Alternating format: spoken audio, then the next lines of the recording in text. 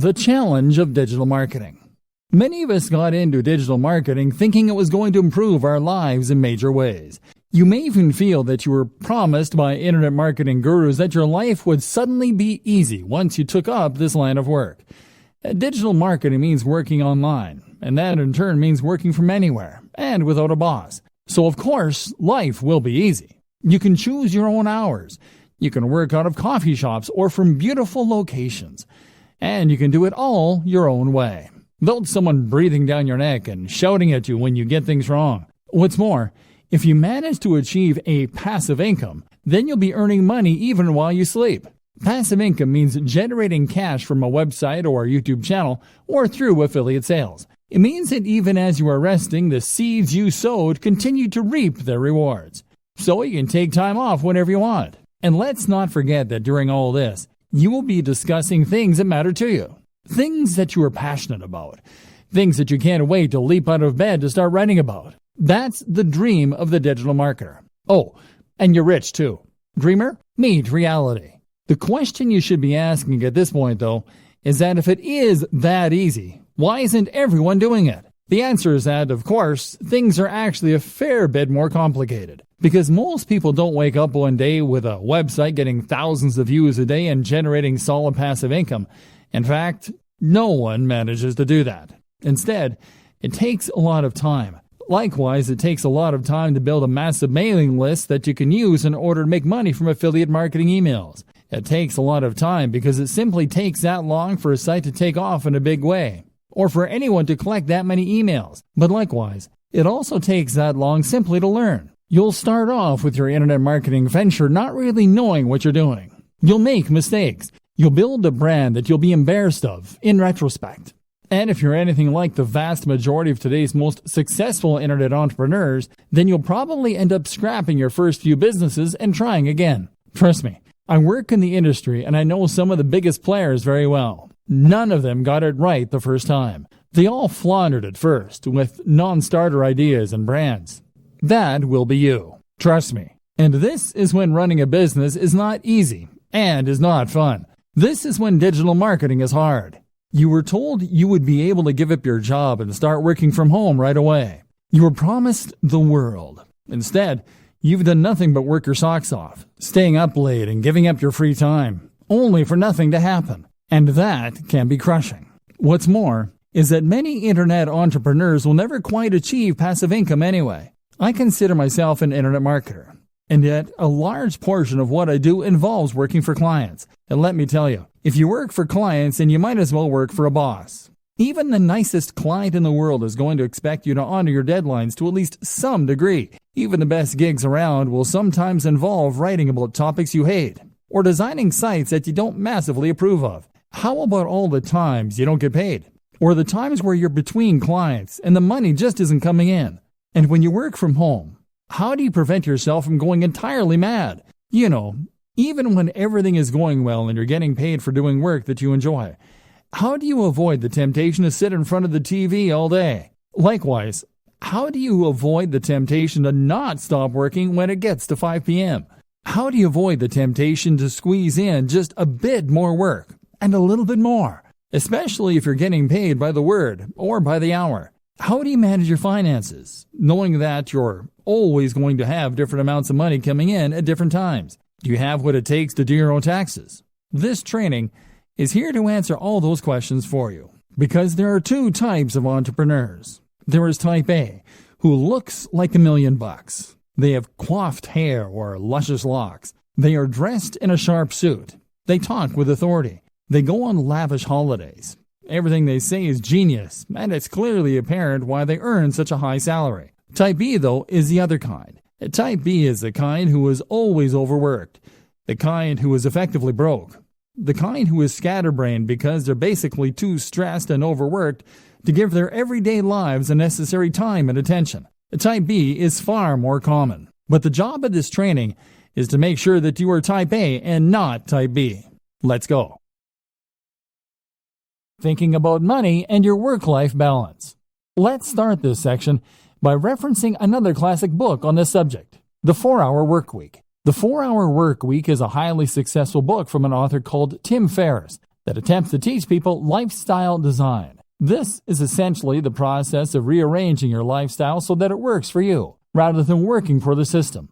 It means getting the system to work for you so that you have more free time and more money as well. The book was something of a revelation and spawned a whole movement of digital nomads who use technology to work remotely and experience adventures across the globe as they did. Since then, it has seen various new editions and sold huge numbers, but it is still mainly only being read by entrepreneurs and budding web marketers. This is a shame, seeing as the lessons it contains can be used by anyone to great effect.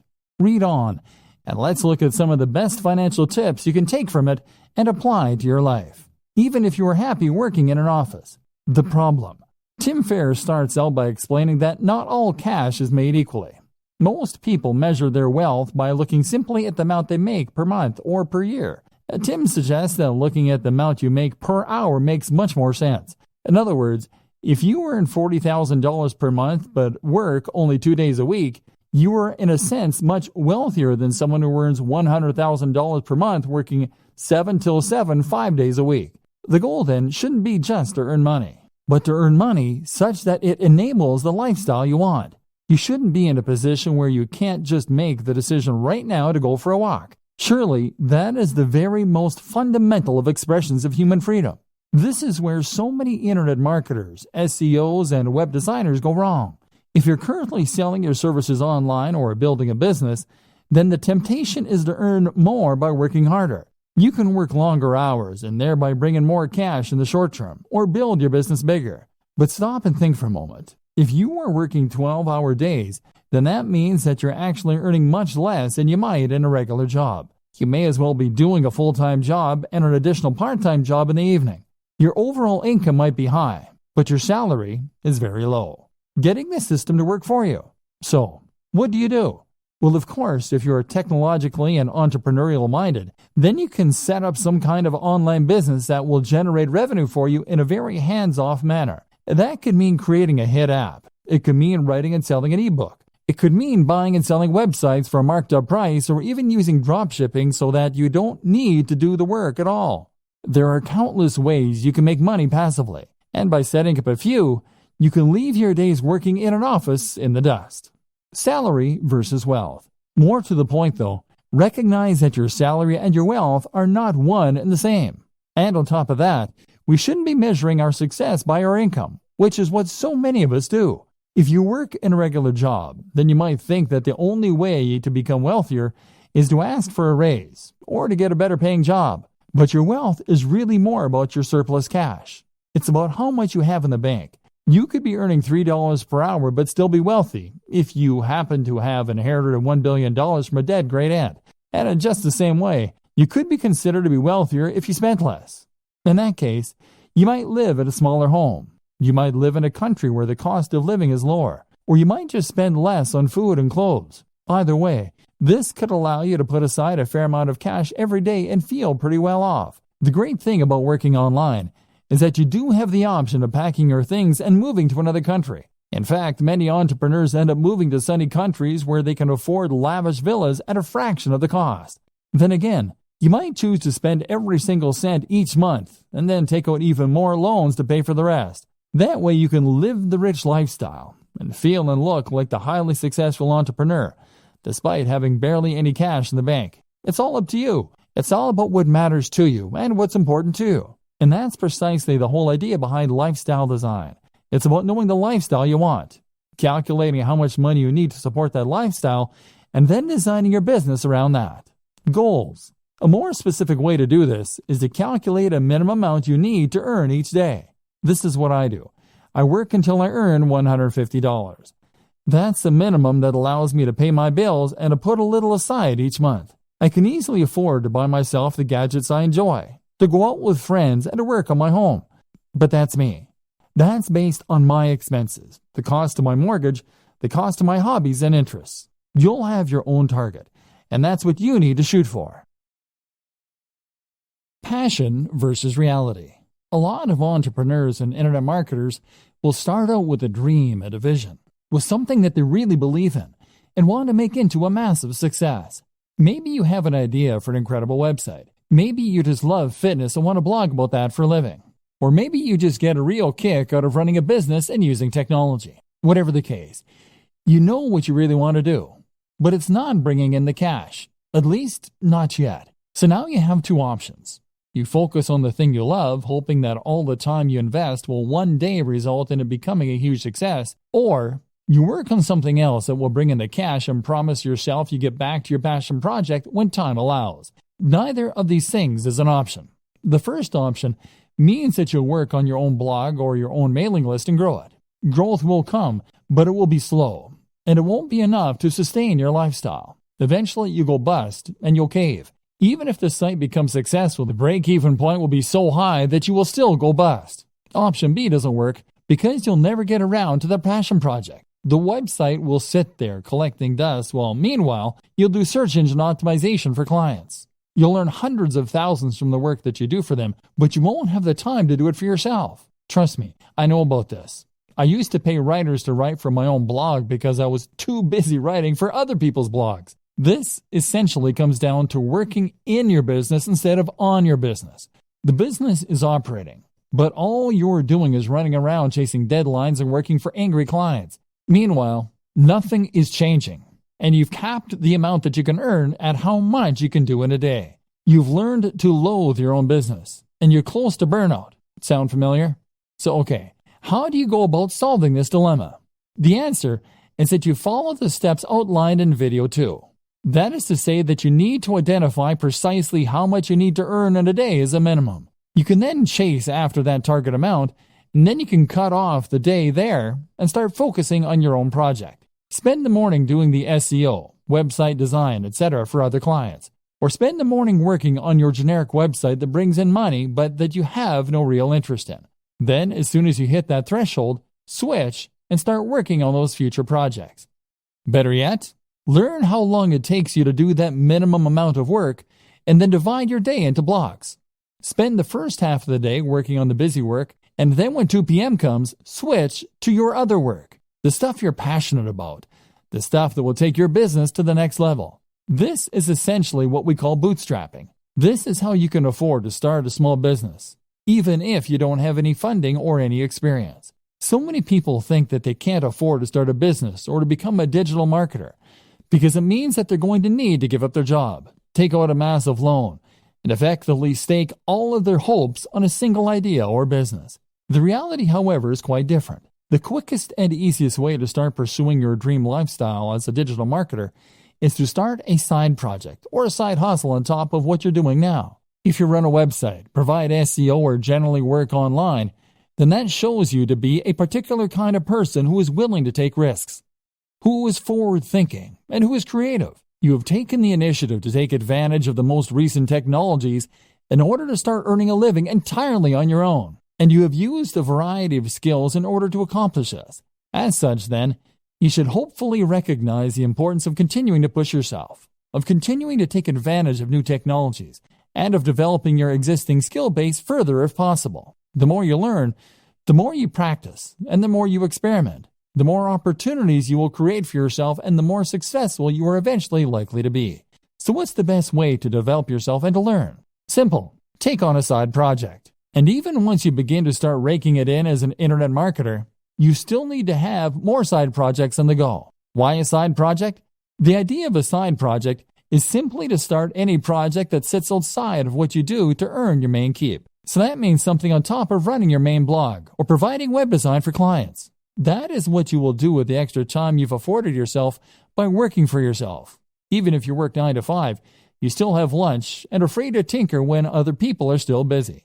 A side project then should allow you to take the skills you've learned and start developing them and making better use of them. This way, you may well find you create a secondary income that can supplement or even replace your main income. But even if that doesn't happen, you'll still learn valuable skills and add more strings to your bow.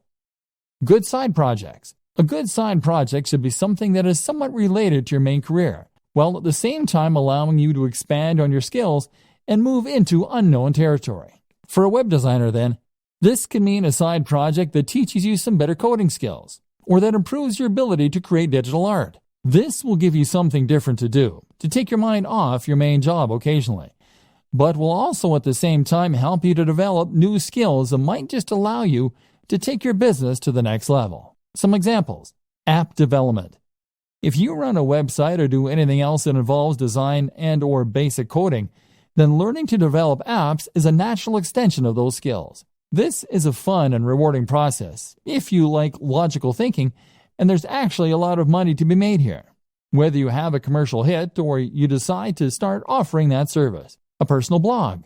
There's a good chance that the topic that you chose for your primary blog is going to be one you thought would prove popular and one that was easy to monetize. That means there's also a good chance, unfortunately, that you won't find it particularly fascinating, which is why it's a good idea to run a personal blog as well. And you never know, that one might just take off too, giving you 2 steady incomes. A YouTube channel. YouTube is actually a surprisingly lucrative place to work.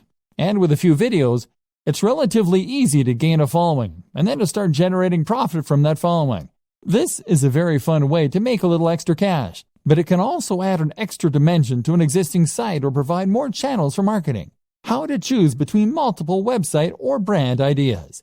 So, you're going to find a way to earn some money and meanwhile be working on the dream brand that will earn you a living while letting you write about things that you love. But what if you don't just have one idea? What if you know you want to be an entrepreneur, but you're not quite sure what kind of brand you want? If you're like a lot of web designers and internet entrepreneurs, then chances are that you will have more than one website on the go, and more than one idea for future sites that you think could help to make you your millions. In fact, you probably also have ideas for apps, for ebooks, for products, and for media campaigns, all of which you are sure could be the thing that finally makes you a huge success. This won't work either. If you have this many different things going on at once, then you won't be able to dedicate the necessary energy to any of them.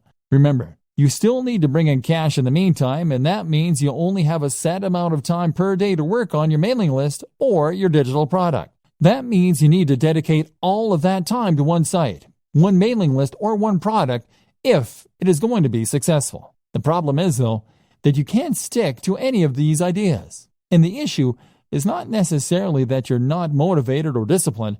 It's probably more to do with the difficulty of choosing which project to focus on and then sticking with that. If you have 20 brilliant ideas for a website, then you'll probably find that you get distracted by the next one before you finish the first one.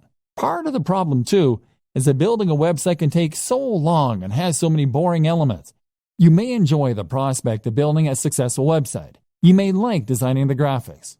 But after hours of doing SEO and fiddling around with CSS to line everything up, you can find your enthusiasm waning. And then there's always that idea for a football site calling to you from the background. And of course, our interests have a tendency to vary and change as well. One minute we find ourselves fascinated by computer games, but then the next we're more interested in our favorite book.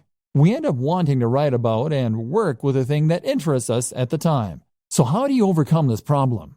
Choose what you should be focusing on, and then stay focused on that project until you see it through to completion.